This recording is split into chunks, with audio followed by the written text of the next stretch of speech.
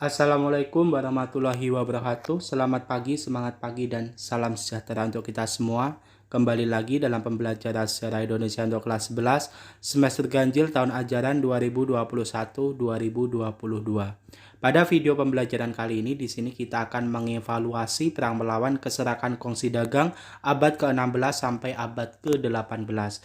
Nah, seperti yang kita ketahui bahwa kedatangan bangsa Eropa ke Indonesia itu adalah karena faktor rempah-rempah, di mana bangsa Eropa itu ingin mendapatkan rempah-rempah langsung dari sumbernya dengan harga semurah mungkin.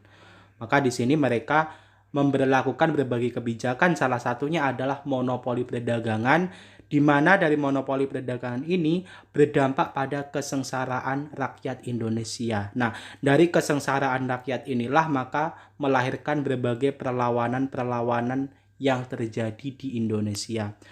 Nah, pada video pembelajaran kali ini kita akan membahas perlawanan dari Kerajaan Aceh, kemudian Kerajaan Mataram, Kerajaan Ternate, dan Kerajaan Tidore. Adapun di sini indikator pembelajaran kita, yang pertama adalah menganalisis strategi perlawanan bangsa Indonesia terhadap penjajahan bangsa Portugis dan Belanda sampai dengan abad ke-18. Yang kedua adalah mengolah informasi tentang strategi perlawanan bangsa Indonesia terhadap penjajahan bangsa Eropa yaitu Portugis dan Belanda sampai dengan abad ke-18 dan menyajikannya dalam bentuk cerita sejarah. Nah, berikut adalah kongsi dagang milik bangsa Portugis yang bernama Portugis East India Company. Dan selanjutnya ini adalah kongsi dagang milik Belanda yang bernama VOC atau Verenigde Oostindische Company. Nah, yang pertama di sini kita akan membahas dulu perlawanan dari Kerajaan Aceh melawan Portugis. Kira-kira latar belakangnya seperti apa? Yang pertama, latar belakang dari perlawanan Kerajaan Aceh melawan Portugis itu adalah ketika jatuhnya Malaka ke tangan Portugis. Nah, dengan jatuhnya Malaka ke tangan Portugis, di sini ternyata membawa dampak positif bagi Kerajaan Aceh, di mana Kerajaan Aceh itu menjadi ramai kegiatan perdagangannya, di mana pedagang-pedagang Muslim itu banyak meninggalkan Malaka dan beralih ke Aceh dalam kerjasama perdagangan. Nah, dari latar belakang inilah dalam waktu singkat Kerajaan Aceh itu menjadi jalur perdagangan yang ramai. Nah, dengan keramaian Aceh, maka di sini menurut Portugis itu adalah hal yang merugikan bagi bangsa Portugis, sehingga dari latar belakang inilah Portugis ingin menguasai Aceh. Nah, selanjutnya pada tahun 1523, Portugis melancarkan serangan yang pertama ke Aceh di bawah pimpinan Henry Guise, dan pada tahun 1524 itu di bawah pimpinan De Souza. Jadi Portugis itu menyerang Aceh selama 2 kali, yaitu pada tahun 1523 dan 1524. Nah, selanjutnya latar belakang yang ketiga adalah kapal-kapal Portugis ini selalu mengganggu kapal-kapal dagang Aceh dimanapun berada. Sebagai contoh, ketika kapal Aceh ini sedang berlayar menuju Laut Merah. Nah, maka di sini diburu oleh bangsa Portugis untuk ditangkap. Nah, sebagai upaya perlawanan bangsa Aceh terhadap Portugis atau perlawanan Kerajaan Aceh terhadap bangsa Portugis, nah maka di sini Kerajaan Aceh itu melengkapi kapal dagang Aceh dengan persenjataan. Kemudian pada tahun 1567 itu mendatangkan bantuan persenjataan, tentara dan para ahli dari Turki. Kemudian yang ketiga adalah bantuan persenjataan dari Calicut India dan Jepara. Jadi pada masa ini Aceh sudah melakukan hubungan internasional atau hubungan bilateral dengan negara lain yaitu Turki dan Calicut India. Nah, ini adalah peta konsep di mana terjadinya perlawanan atau serangan dari Portugis kepada Aceh. Yang pertama adalah tahun 1923, itu di bawah pimpinan Henry Guise. Nah, pada serangan ini gagal untuk menaklukkan Aceh. Kemudian yang kedua itu pada tahun 1924 di bawah pimpinan De Souza. Sama halnya dengan serangan yang pertama, serangan kedua ini juga mengalami kegagalan. Nah, pada serangan kedua inilah yang menyebabkan di mana baik kerajaan Aceh maupun kerajaan Portugis ini saling menyerang antara satu dengan yang lainnya ya. Jadi terjadinya silih berganti penyerangan tetapi tidak mampu untuk saling mengalahkan. Sehingga pada akhirnya pada tahun 1641 VOC datang dan mampu menaklukkan Malaka atau merebut Malaka dari Portugis. Kemudian yang kedua adalah kerajaan Mataram melawan VOC. Nah, serangan pada atau perlawanan kerajaan Mataram ini puncaknya ketika pada masa pemerintahan Sultan Agung. Di mana kerajaan Mataram melawan VOC itu dilatar belakangi yang pertama adalah tindakan monopoli yang dilakukan oleh VOC. Jadi monopoli perdagangan yang diterapkan oleh VOC di Mataram ini tentunya membawa dampak yang buruk bagi kerajaan Mataram Islam dan juga bagi masyarakatnya, sehingga inilah yang menyebabkan kerajaan Mataram itu melakukan perlawanan terhadap VOC, di mana perlawanan ini dipimpin oleh Sultan Agung. Kemudian VOC sering menghalang-halangi kapal-kapal dagang Mataram yang akan berdagang ke Malaka. Yang ketiga, VOC menolak untuk mengakui kedaulatan Mataram. Dan yang keempat, keberadaan VOC di Batavia telah memberikan ancaman serius bagi masa depan Pulau Jawa.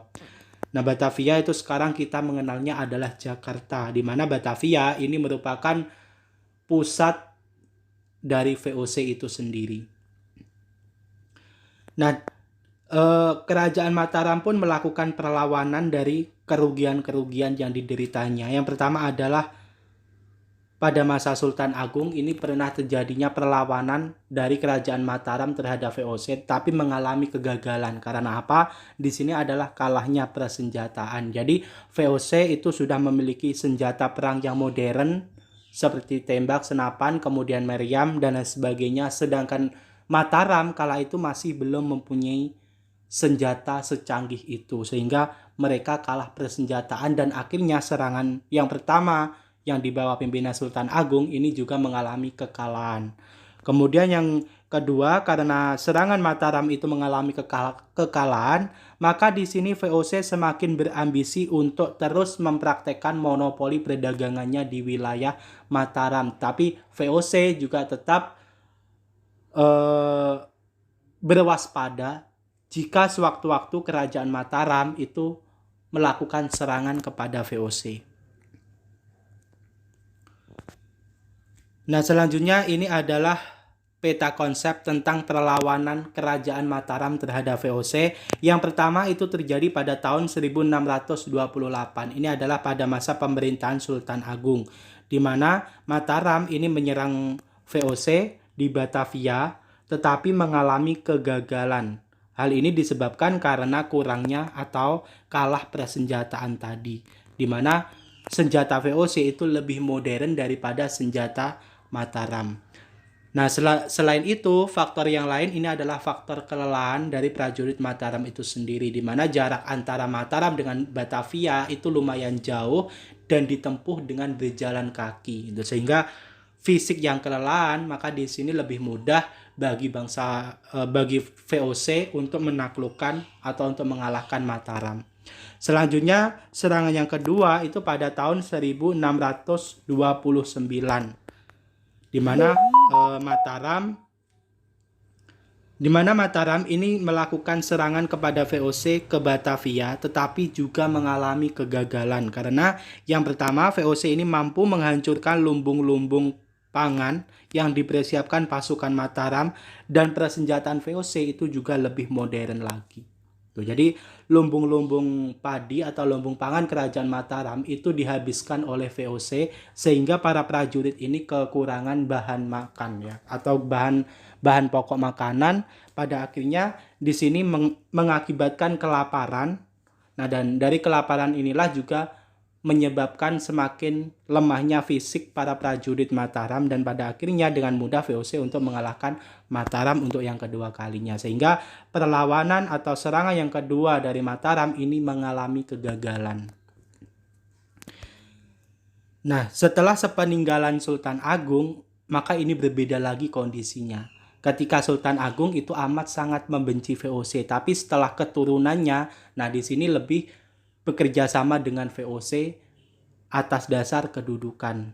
Nah, jadi di Mataram inilah jika seorang raja itu bekerja sama atau mau bekerja sama dengan VOC, maka di situ mereka akan lebih mudah untuk menjalankan pemerintahan di Kerajaan Mataram. Tapi jika mereka tidak mau bekerja sama dengan VOC, nah maka raja-raja di sini akan disingkirkan oleh Belanda atau oleh VOC. Nah, selanjutnya yang ketiga adalah Maluku melawan Portugis. Jadi Maluku ini sudah termasuk kerajaan Ternate dan juga kerajaan Tidore.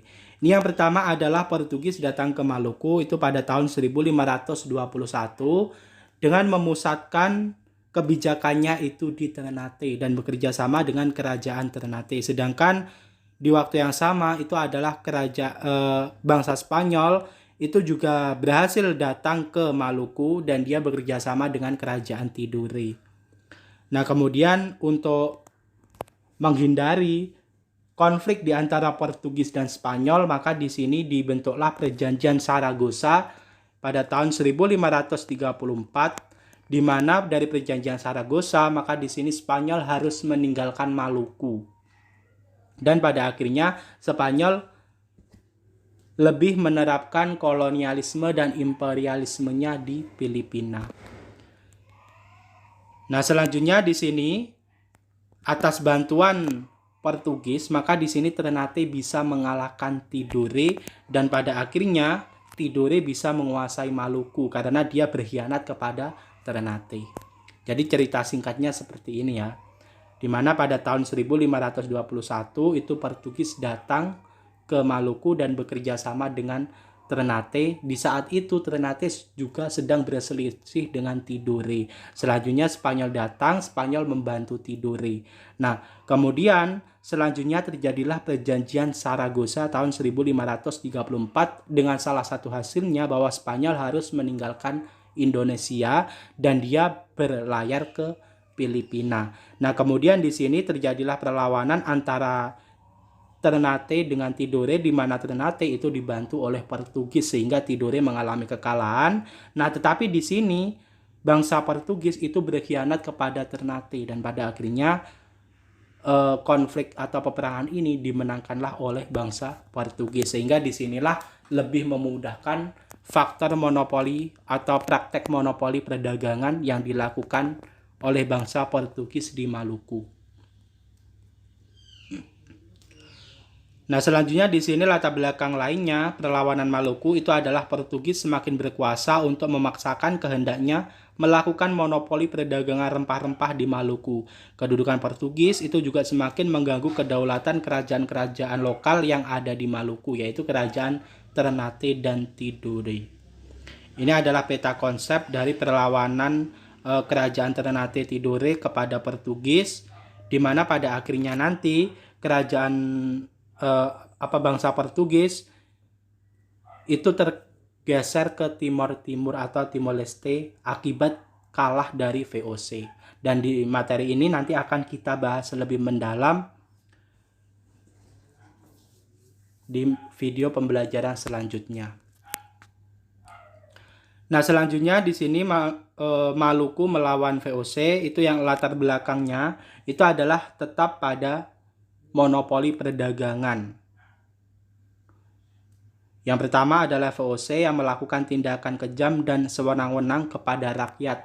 Kemudian kebijakan monopoli rempah-rempah yang disertai dengan pelayaran hongi. Nah, kira-kira apa sih pelayaran hongi itu? Nah, di sini pelayaran hongi itu adalah pelayaran untuk penebangan pohon cengkeh. Agar apa? Agar hasil panen dari cengkeh tersebut tidak overload atau tidak berlebihan. Jadi di sini tujuan dari pelayaran hongi itu adalah menstabilkan hasil panen. Karena jika hasil panen itu stabil, maka harga di pasaran Eropa itu tetap stabil. Tapi jika panen itu melimpah, nah maka di sini otomatis akan menurunnya juga harga rempah-rempah di pasaran Eropa. Dan ini adalah salah satu yang dilakukan oleh VOC untuk tetap menstabilkan harga rempah-rempah di pasaran Eropa, yaitu dengan membabat sebagian pohon cengkeh atau pohon rempah-rempah lainnya. Nah, kemudian dari perlawanan ini pula, di mana Sultan Nuku itu berhasil mengembangkan pemerintahannya yang berdaulat, melepaskan diri dari dominasi Belanda di Tidore sampai akhir hayatnya, yaitu pada tahun 1805. Nah, jadi cukup sekian video pembelajaran hari ini, semoga bermanfaat. Dan tentunya ini adalah hanya poin-poinnya saja yang saya sampaikan, dan tentunya masih banyak materi-materi yang belum tereksplor lebih mendalam lagi pada video pembelajaran kali ini. Dan untuk itu, Ananda sekalian bisa menggali informasi lebih mendalam lagi, baik itu melalui YouTube atau melalui Google. Jangan lupa untuk subscribe, like, komen, dan juga share video pembelajaran ini agar lebih bermanfaat. Kurang lebihnya mohon maaf. Wassalamualaikum warahmatullahi wabarakatuh.